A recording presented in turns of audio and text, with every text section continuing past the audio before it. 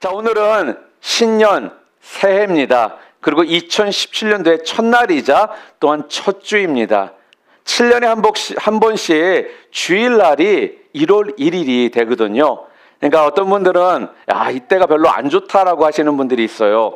송구영신 얼마 전에 드렸는데, 몇 시간 전에 드렸는데 또 주일이라 또 예배 와야 되니까 목사님 좀 피곤한데요 라고 하시는데요. 오늘 아침에 우리 교회 한 자매님께서 그러더라고요. 목사님이 자꾸 뵈니까 좋은데요 라고 하시더라고요.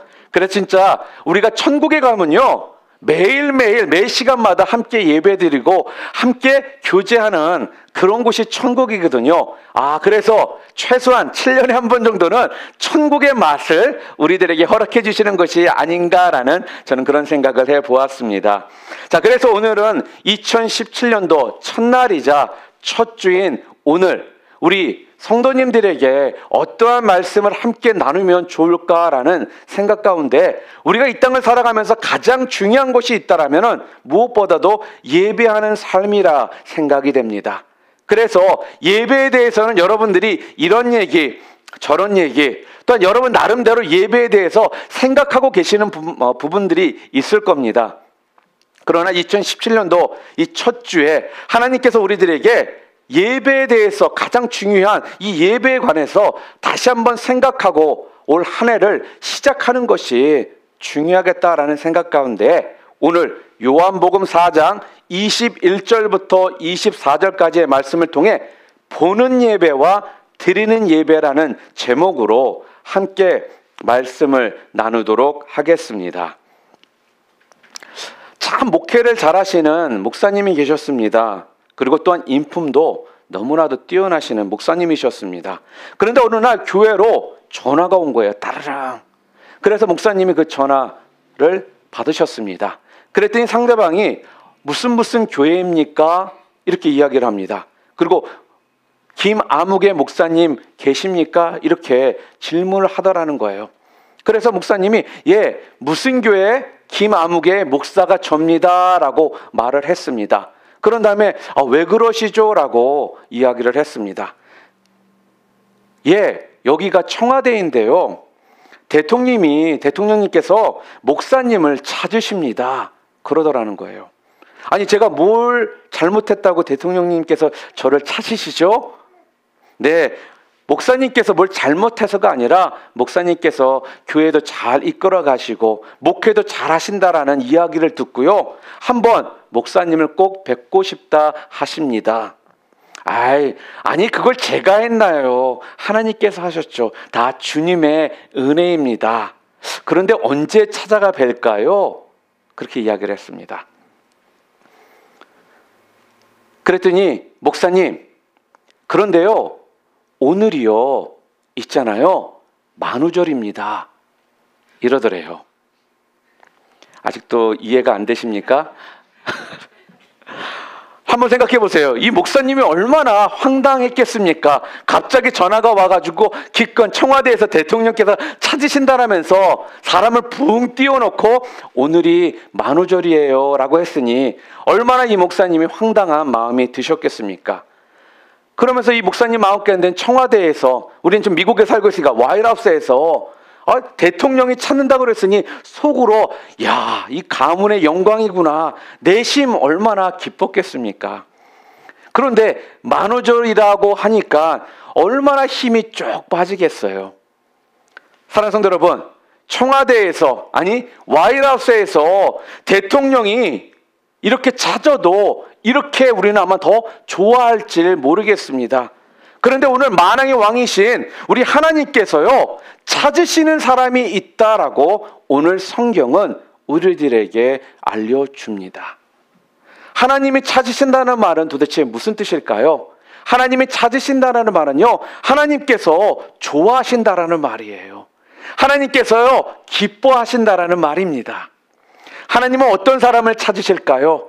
하나님은 어떠한 사람을 좋아하실까요?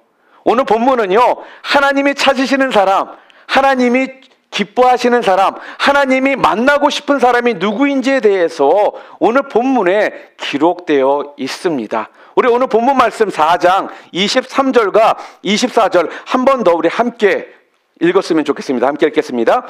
아버지께 참되게 예배하는 자들은 영과 진리로 예배할 때가 오나니 곧 이때라. 아버지께서는 자기에게 이렇게 예배하는 자들을 찾으시느니라. 하나님은 영이시니 예배하는 자가 영과 진리로 예배할지니라. 아멘. 하나님은 어떤 자를 찾으신다라고요? 하나님을 예배하는 자들을 찾으신다. 그렇게 이야기를 합니다. 바꿔 말하면요, 예배하는 자를 좋아하시고요, 예배하는 자들을 기뻐하신다라는 말씀입니다.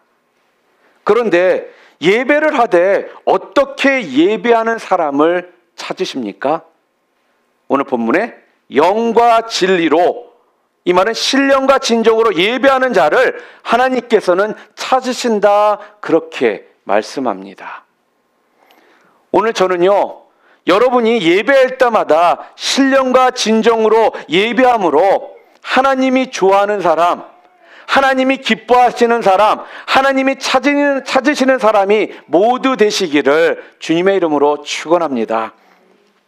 여러분, 성경에 보게 되면요, 하나님이 좋아했던 사람들에 대한 이야기가 나옵니다. 그리고 좋아했던 사람들에게 하나님은 축복을 해주시는 그런 모습들을 우리는 성경을 통해 많이 알고 있습니다. 그런데 그들 중에 어떠한 자들을 좋아하시고 어떤 자들을 축복해 주셨냐 보면요, 예배하는 자들을 좋아해 주셨고 축복해 주셨다라는 거예요. 자, 그럼 예를 들어서 성경의 그 대표적인 인물이 누구일까요? 그 대표적인 인물이 바로 다윗입니다. 여러분, 다윗을 성경에는 뭐라고 말합니까? 하나님의 마음에 합한 자다라고 그를 그렇게 평가를 합니다. 다윗이 허물이 없어서 죄를 짓지 않아서 하나님 마음에 합한 자다라고 그를 그렇게 평가를 했나요? 여러분이 아시는 것처럼 다윗 또한 허물이 많았던 자였고 죄를 범했던 자였습니다. 그런데요, 다윗은요, 누구보다도 예배에 열정이 있었던 사람이었다라는 거예요. 그렇기 때문에 하나님이 내 마음에 합한 자다라고 다윗을 칭찬하셨고 또한 그를 축복해 주셨다라는 겁니다. 자, 다윗만 그럴까요? 다윗의 아들 솔로몬을 한번 생각해 볼까요? 여러분, 솔로몬이 그냥 다윗의 아들이었기 때문에 하나님께서 솔로몬을 축복해 주셨나요? 그에게 지혜를 주셨나요? 아니죠. 솔로몬이 언제 하나님께로부터 지혜의 축복을 받았습니까? 그가 지혜의 축복을 받은 때가 언제였냐면요, 그가 하나님께 일천번제를 드리고 난 후에, 다른 말로 말하면요, 최선을 다해 예배를 드리고 난 후에 하나님께서 그를 축복해 주셨거든요. 여러분, 아브라함도 그렇고요, 이삭도 그렇고요, 야곱도 그렇고요, 그들이 매 순간 그들이 가는 곳곳마다 그들이 돌담을 쌓아가지고 하나님께 예배를 할 때 하나님께서 그들을 찾아와 주셨고 또한 그들을 축복해 주셨습니다. 자, 그러면 여러분, 예배가 무엇일까요? 여러분은 예배가 무엇이라고 생각하십니까? 히브리어로 예배 그러면요, 여러 단어를 우리가 생각해 볼 수가 있습니다. 그 여러 단어 중에 아바드라는 단어가 있습니다. 이 아바드라는 이 단어의 뜻이 뭐냐면요, 하나님을 섬긴다라는 뜻입니다. 그러니까 오늘 우리는 하나님을 섬기는 사람들이라는 거예요. 그렇기 때문에 아바드의 예배가 중요한 겁니다. 물론 다른 걸 통해서도 우리가 분명 하나님을 섬길 수가 있지만요, 가장 중요한 섬김은 바로 예배라는 말씀이에요. 또 우리가 예배를 영어로 뭐라고 말하죠? 우리가 영어로 예배를 뭐라고 말해요? worship service 이렇게 이야기하죠. 우리가 영어로 예배를 worship service라고 이야기를 합니다. 여기에서 service란 섬긴다라는 그런 단어의 뜻이거든요. 그리고 worship에서 그 worth, 원어의 그 원래 단어의 원어를 보잖아요. 어휘를 보잖아요. worth, W-O-R-T-H라는 건 가치 있는 이라는 뜻입니다. 그리고 worship의 그 ship은 뭐예요? 신분을 말한다라는 거예요. 자, 그러면 worship service라는 이 단어가, 예배라는 단어가 어떻게 풀이할 수가 있습니까? 최고의 가치가 있는 대상을 섬기는 것, 그게 무엇이라는 겁니까? 예배라는 거예요. 그러니까요, 예배는요, 최고의 가치이신 우리 하나님께 최고의 섬김, 최고의 영광을 돌리는 게 진짜 예배라는 겁니다. 오늘 저는요, 그래서 여러분이요, 최고의 가치이신 최고의 하나님께 여러분 모두가요, 최고의 것을 드릴 줄 아는 그런 진정한 예배자가 여러분 모두 되시기를 주님의 이름으로 축원합니다. 사랑하는 성도 여러분, 이런 말이 있죠. 여러분 다 들어보셨을 거예요. 예배의 성공자가 인생의 성공자이다. 책에도 이런 책도 나왔거든요. 예배에 성공하는 자가 곧 인생에서 성공한다는 이야기입니다. 그만큼 예배가 여러분이 그렇게 원하시는 성공의 중요한 그러한 가치라는 것입니다. 우리 한번 따라해 볼까요? 예배의 성공자가 인생의 성공자이다. 여러분, 예배에 꼭 성공하시기를 바랍니다. 그래서 인생에 성공하시는 여러분 다 되시기를 다시 한번 주님의 이름으로 축복합니다. 어떤 40대 남자가요, 60대 어머니와 함께 이야기를 나누고 있었습니다. 그때 40대 남자가 그 어머니에게 이렇게 이야기를 합니다. 어머니, 저 요즘에 너무나 교회 가기 싫어요. 그리고 예배 드리는 것이 너무나 힘듭니다. 정말 예배 안 드리면 좋겠어요. 그렇게 이야기를 하더래요. 그러자 어머니가 묻습니다. 아니, 너 왜 갑자기 왜 그러니? 그랬더니요, 이 40대 아들이 예배를 드리기 싫은 3가지 이유를 말하더랍니다. 첫째, 주일에 너무 피곤해서 잠을 더 자고 싶다라는 겁니다. 둘째 이유가 예배 드릴 때마다 장로님들이 기도를 어찌나 길게 하시는지 지루하고 답답해서 교회를 가기 싫다라는 거예요. 그리고 마지막 3번째 이유가요, 성가대 찬양이 얼마나 화음이 안 맞는지 너무 듣기 싫어서 저 교회 가기 싫어요. 이러면서 교회 가기 싫은 이유 3가지를 그렇게 이야기를 하더라는 겁니다. 그러자요, 60대의 어머니가 이 아들에게 그래도 예배를 드려야 되는 이유를 3가지를 말을 합니다.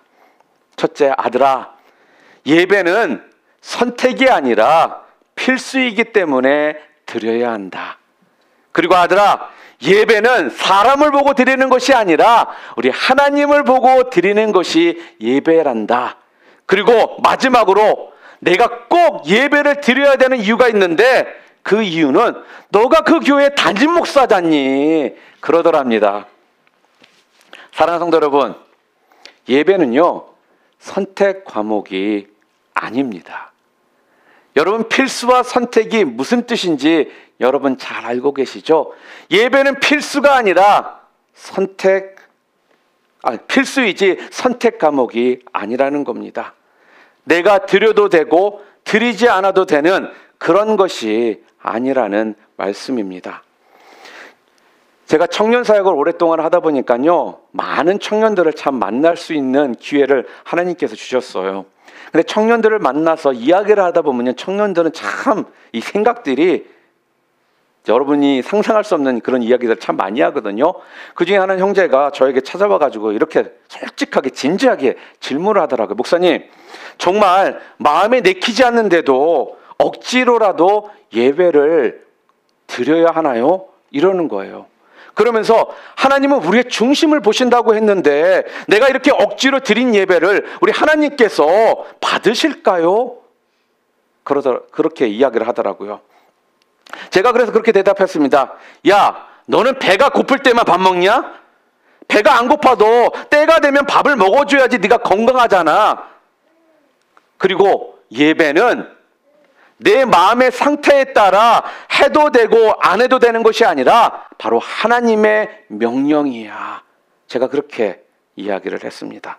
여러분, 명령은요, 순종할 때 하나님께서 기뻐 받으시고 영광을 받으시는 것입니다. 아멘.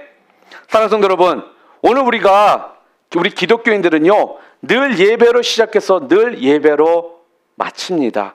무슨 말이냐면요, 여러분 자녀가 태어나잖아. 아기가 태어나면요, 당연히 가족들이 있고 남편이 그 옆에 있겠죠. 그리고 또한 그날 찾아가는 사람이 꼭 있어요. 누구예요? 접니다.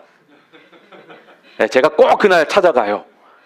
네, 특별하게 산모가 목사님 절대 오늘은 안 됩니다, 이러지 않는 이상은 저희가 찾아가거든요.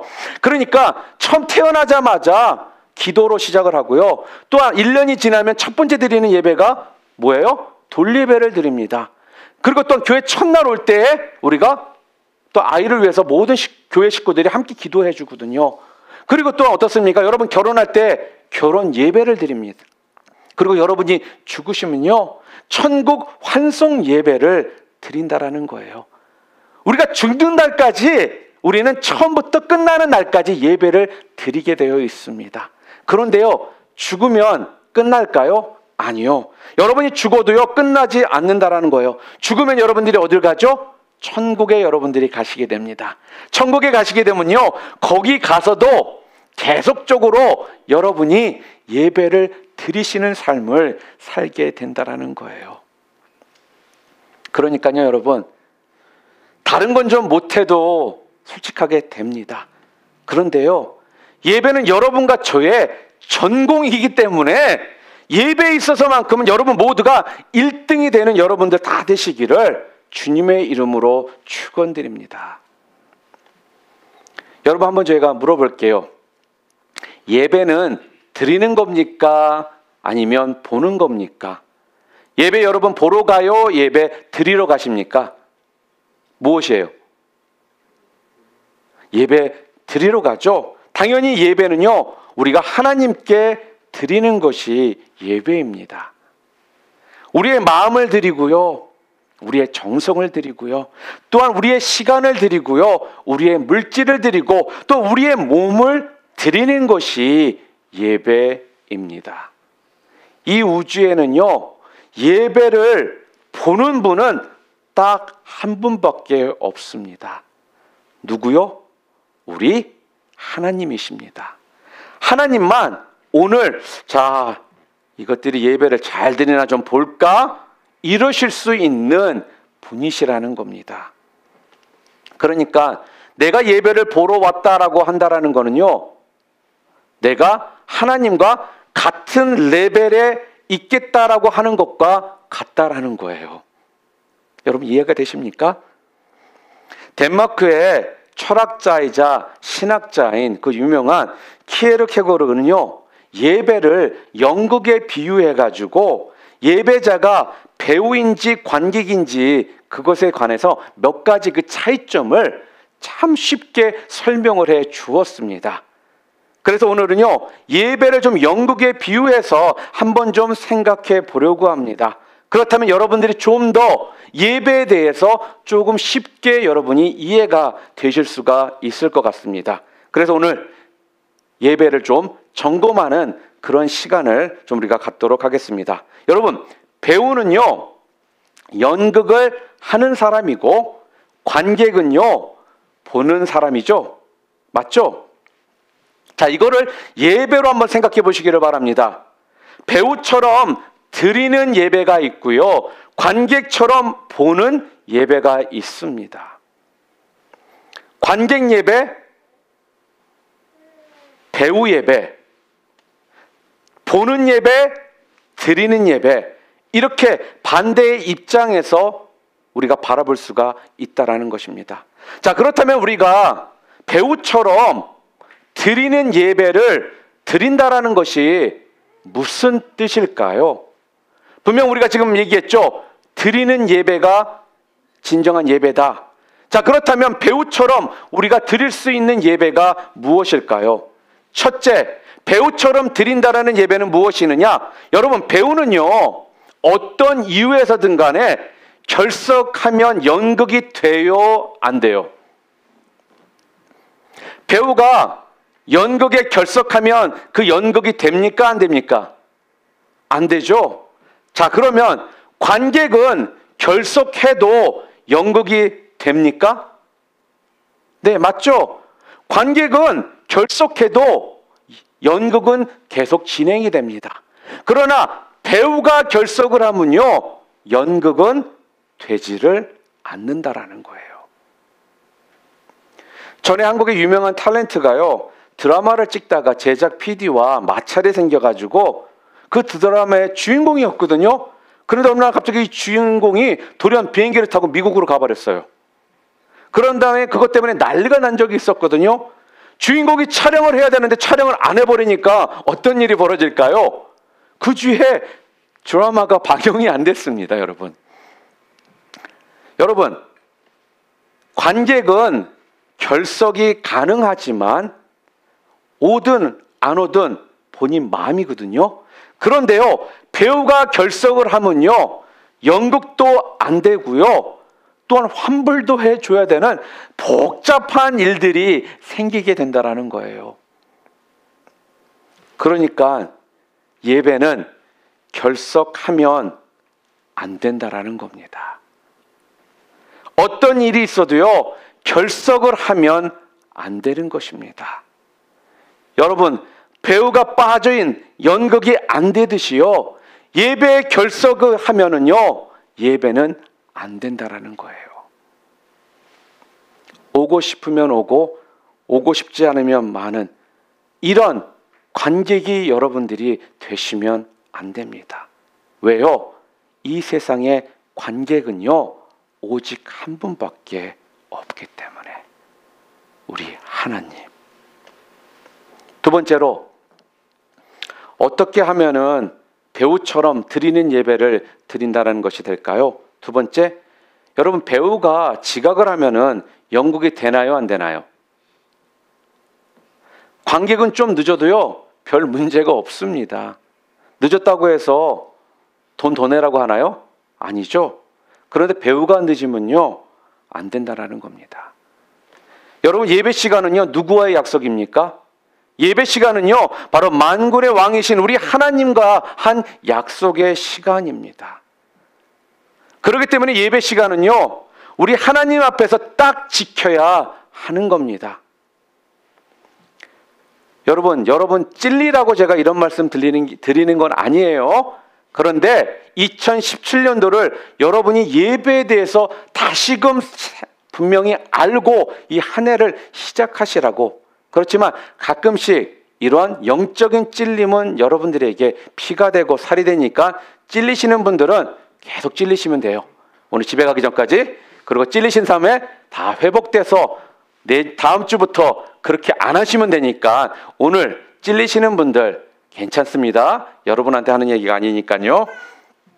우리가 일반적으로 우리 한국 분들은 좀 이런 것들이 있죠. 어른들을 만나러 가면 최소한 예의를 생각해서 한 10분 정도 미리 가서 약속 시간에 미리 가서 약속 장소에 먼저 가잖아요. 그렇지 않습니까? 저만 그러나요? 보통 저 같은 경우는 좀 이렇게 일찍 가거든요. 가능한. 여러분, 하나님께 우리가 예배를 드리는 것도 마찬가지입니다. 최소한 10분 전에 와서요, 하나님과의 그 만남을 여러분들이 좀 준비하고 기다릴 줄 알아야 한다라는 겁니다. 여러분, 우리가 사람과의 관계에 있어도 시간 지키는 것이 기본이지 않겠습니까? 서울에 있는 충영교회라고 있습니다. 실화인데요, 김창희 목사님에 관한 실화 이야기입니다. 한 시골의 어떤 교회가요, 교회를 건축을 한 거예요. 그런데 이 교회가 건축을 하다 보니까 건축을 하다가 돈이 모자르게 되었습니다. 그래서 이 이야기를 어떻게 해서 이제 이 충영교회 김창희 목사님까지 이제 그 이야기가 들린 거예요. 그래서 목사님이 그 이야기를 듣고 교회가 결정하기는 그 시골교회 건축을 위해서 500만 원을 교회가 돕기로 결정을 하고 그 시골교회 목사님에게 연락을 했습니다. 그래서 김창희 목사님은요, 그 교회에 대해서 너무나 마음 가운데 찡한 마음으로 돈을 준비해서 그 목사님이 오기를 기다렸습니다. 그런데 이 목사님이, 시골교회 목사님이요, 10분을 늦어버리신 거예요.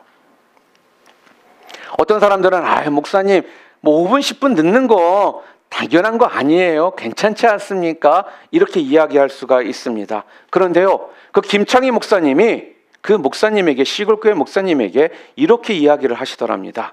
어른과 약속을 했으면 미리 와서 기다려도 뭐 할 텐데, 어른과의 약속도 제대로 지키지 못하는 당신은 미래가 없다. 이건 무례한 행동이다. 그러시면서 그 시골교회 목사님을 그냥 돌려보냈다랍니다. 준비해 놓은 돈은 주지도 않으시고요. 여러분, 배우가 늦으면요, 어떻게 연극이 되겠습니까? 배우가 미리 와서요, 화장도 하고 또한 옷도 좀 입고 발성 연습도 좀 하고 해야지, 헐레벌떡 와가지고, 그것도 늦게 와가지고 어떻게 그때 그 연극에서 제대로 연극을 할 수가 있겠냐 하는 말입니다. 마찬가지입니다. 사랑하는 성도 여러분, 예배 오면서 늦게 와가지고요, 그게 어떻게 신령과 진정으로 드리는 예배가 될 수 있겠습니까? 오늘 성경은 우리들에게 신령과 진정으로 드리는 자를 우리 하나님께서는 찾으신다라고 분명히 말씀을 하셨습니다. 여러분, 배우는요, 지각 금지입니다. 배우는요, 결석 금지입니다. 그리고 세 번째로, 배우가 연극을 하다가 졸면 연극이 되나요, 안 되나요? 연극을 하다가 졸아 막. 연극이 돼요, 안 돼요? 안 되죠. 배우가 졸고 있으면요, 그건 절대 좋은 작품이 나올 수가 없다라는 겁니다. 그런데요, 관객이 연극을 보다가 좀 졸면 연극이 돼요, 안 돼요? 돼요. 우리 하나님이 여기 오셔서 졸으셔도 연극은 되게 되어 있다라는 겁니다. 그런데요, 관객이 졸든 말든 이거는 관객 마음이라는 거예요. 그렇지만 예배자가 졸면 좋은 예배를 우리는 드릴 수가 없습니다. 그래서 예배에 오실 때는요, 최대한 맑은 정신으로 오셔야 한다는 거예요. 제가 그래서 가끔씩 그런 얘기 말씀드리죠. 가능한 토요일 날은 저녁 시간에 특별한 계획을 세우지 마시고, 가능한 집에서 쉬시면서 좋은 컨디션을 만드셔서 주일날 맑은 정신으로 오셔서 하나님 앞에 예배를 드리시기를 바랍니다. 제가 그런 말씀 드리잖아요. 그런데 토요일 밤마다 세상적인 말로 광란의 밤을 보내고, 토요일 밤마다 늦게까지 드라마 밀린 거 보시느냐고 잠을 늦게 주무시다 보니까 당연히 주일날 아침에 어떤 일이 벌어질까요? 자지 말아야 될 장소에 와서 자는 일이 벌어지더라는 거예요.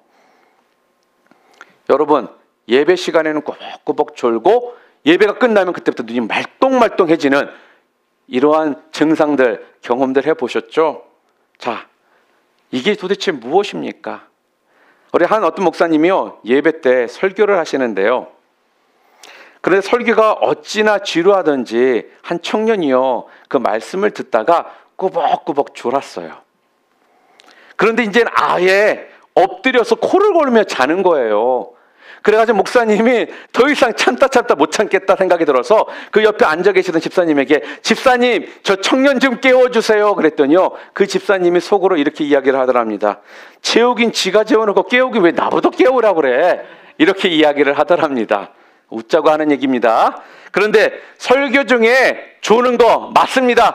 상당히 저에게 책임이 있는 거 저 인정합니다. 그러나 설교 시작도 안 했는데 자는 분들은 도대체 누구의 책임입니까? 도대체 여러분, 누구의 책임일까요?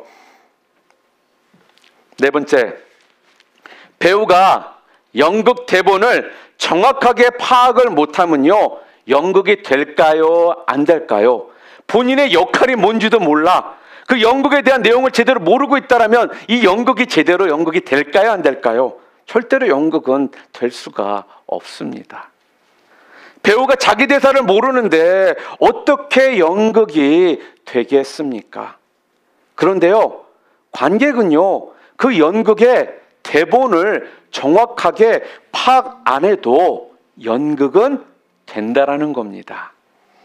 여러분, 진정한 예배자는요, 예배 내용과 순서를요, 잘 알아야 합니다.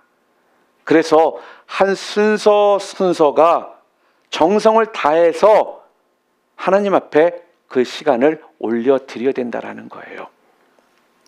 찬양을 할 때도요, 그냥 설렁설렁 찬양을 하는 건지 마는 건지 그렇게 찬양하지 마시고요. 여러분 가슴 깊은 곳에서 하나님 앞에 자, 그 찬양의 가사를 여러분들이 음미하시고 묵상하시면서 그 찬양을 통해 하나님 앞에 영광을 돌리시라는 겁니다.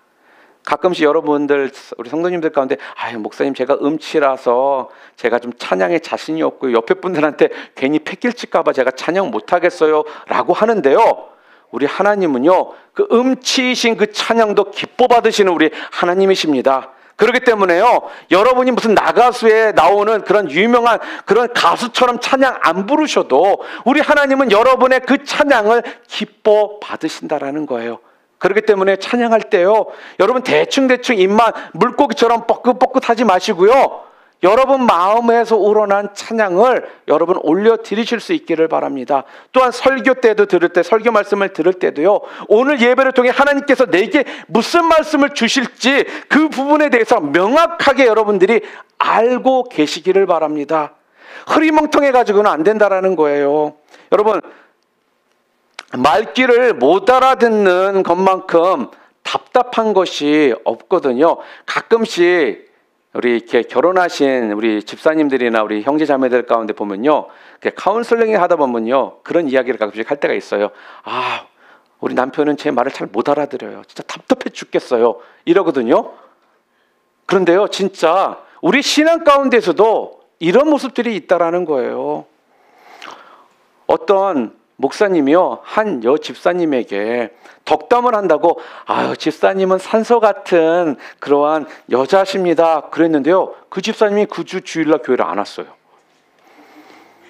그래가지고 목사님이 도대체 산소 같은 여자입니다라고 덕담까지 해드렸는데 이유를 모르겠는 거예요. 그래서 교회에 집사님들을 보낸 겁니다. 도대체 왜 교회에 오질 않았는지 궁금하잖아요. 뭐 때문에 그런지. 그래서 그 집사님들을 보냈더니요, 그 집사님이 이렇게 이야기를 하더랍니다. 목사님이요, 저한테요, 내가 무덤에서 나온 것처럼 어두컴컴하고 나보다 죽으래요. 그래서 제가 시험 들어서 안 갔어요. 그랬다라는 거예요, 여러분. 여러분, 말귀 못 알아들으면요, 참 답답합니다. 오늘 지금 제가 예배에 대해서 얘기하는데 지금 나 혼내는 얘기라고 이렇게 답답한 생각하시면은 말귀 못 알아들으시면 여러분 정말 저 답답해집니다. 여러분, 오늘 이 시간은 다른 게 아니라 2017년도를 시작하면서요, 여러분이 새롭게 마음가짐을 갖고 2017년도 오직 여호와를 앙망하는 들 새 힘을 얻으리라는 그 주님의 말씀처럼 주님만을 의지하고 바라보고 나가심을 통해 새 힘을 얻는 한 해가 되기 위해서 제가 오늘 말씀을 드리는 거지, 여러분 지금 혼내려고 그렇게 제가 말씀을 드리는 것이 아니니까 답답하신 사람 되지 말아 주시기를, 말귀 못 알아듣는 분 되지 마시기를 다시 한번 부탁드립니다. 또한 다섯 번째로, 배우는요 아무 옷이나 입으면 연극이 될까요, 안 될까요? 배우는요 그날 지정된 옷을 입어야지만 연극이 됩니다. 그러나 관객은요, 본인이 입고 싶은 옷 입고 와도 연극은 진행이 될 수가 있다는 거예요. 그날 배우가 그 역할이 경찰이다. 그럼 뭘 입어야 되겠어요? 경찰복을 입어야 되잖아요. 만약 그날 의사다. 그럼 의사 가운을 입어야 되잖아요. 그리고 그날 거지 역할이면 거지 옷을 입어야 되잖아요. 그런데 그거 싫다라고 왕 옷을 입고선 딱 나타났다. 그러면 연극이 될까요, 안 될까요? 연극은 될 수가 없습니다. 본인의 역할은 거지 역할이면 거지 옷을 입고 나올 때 연극이 될 수가 있는 것입니다. 사랑하는 성도 여러분, 이처럼요 예배자는 배우가 지정된 옷을 입듯이요 아무렇게나 옷을 입어서는 안 된다라는 거예요. 그렇다라고 예배 드리러 나오면서 좋은 옷, 비싼 옷, 명품 옷 사입고 오시라는 말 아닙니다. 예, 잘 알아들으세요. 저 답답하지 않게. 예, 어떤 옷을 입어야 될까요? 바로 깨끗한 옷, 경건한 옷을 입고 오시라는 겁니다. 제가 어릴 때만 해도요, 제가 뭐 이렇게 나이가 많지는 않지만 그래도 거의 이제 50을 바라보면서 살다 보니까 어릴 때 생각이 자주 나요. 어릴 때는 저는 명절이나 생일 때나 돼야지 새 옷을 제가 입을 수가 있었어요. 그럴 때 어릴 때 보면요, 새 옷을 입었으니까 얼마나 어린 나이에 입고 싶겠습니까?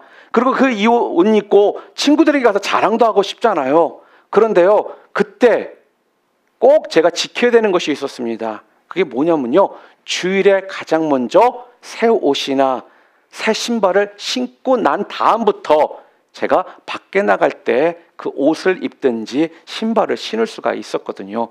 저는 그 당시에는 좀 이해가 안 됐는데 제가 신앙생활하면서 점점점 깨닫게 되는 것이 그게 얼마나 중요한지에 대한, 아니요, 어떻게 보면 세상적으로 말하면 별것도 아닌데 목사님 뭐 그렇게 목숨 것입니까? 라고 하실 수가 있겠지만요, 그게 바로 하나님 앞에 나아가는 내 마음의 자세라는 겁니다. 그래서요, 저도 저희 자녀들에게, 애가 셋인데요, 우리 자녀들에게 그렇게 가르치고 있습니다. 새 옷이나 새 신발, 그런 것들이 생길 때마다요, 주일날 먼저 입고 그때부터 학교 갈 때나 밖에 나갈 때 입든지 신든지 제가 그렇게 아이들에게 교육을 하고 있습니다. 그래서 지금은요, 아이들도 그것이 당연한 걸로 여기고 주일날 아빠 입은 다음에 그 다음에 입으면 되죠 라고 합니다. 무슨 말이냐? 별거 아니라고 여러분 생각하실 수 있겠지만 우리 가운데 좀 이러한 정신이, 마음의 자세가 필요하다라는 말씀입니다. 특별히 우리 여자 성도님들, 교회 오실 때 있죠, 옷 잘 입고 와 주시기를 부탁드립니다. 노출이 심한 거 입으시면 안 됩니다. 남자들이 2번 쳐다보게 되는 일이 생겼다? 그럼 여러분은 그 남자 형제를 지옥 가게 만드는 일을 여러분이 저지르는 거예요. 그렇기 때문에 여러분, 옷 잘 입고 오세요. 제가 청년 사역을 하면서 청년들 자매들 중에는요, 그때 참 이쁜 나이잖아요. 뭐 이해는 가요, 인간적인 마음으로. 가끔씩 교회 올 때요, 미니스커트를 입는다든지 좀 이렇게 많이 좀 드러나는 옷들을 입고 오는 경우들이 좀 있었어요. 그러면요, 본인이 굉장히 조신하지 않으면요, 그 미니스커트 입고 얼마나 행동하거나 움직이는 것이 조심스러운지 모릅니다. 그런데 그렇게 입고 오는 경우들이 있어요. 그러면 저는 그날 예배 끝나고 나서 조용히 그 자매를 부릅니다. 야, 너 개성도 내가 인정하고 너 이쁜 것도 인정해. 그렇지만 네가 이렇게 입고 오면 우리 청년 지옥 가게 하는 거야. 그러니까 다음부터 그렇게 입고 오지 마. 이렇게 이야기를 합니다. 다른 목사님들이나 아시는 분들이 목사님 너무 고지식하고 너무 그냥 굉장히 보수적이라고 나한테 그렇게 이야기를 합니다. 그러나요, 성경에도 보듯이요, 우리가 행동으로만 죄를 짓는 것이 죄가 아니라는 겁니다. 우리가 복음을 통해서 우리가 생각으로 짓는 죄 또한 똑같은 죄라는 거예요.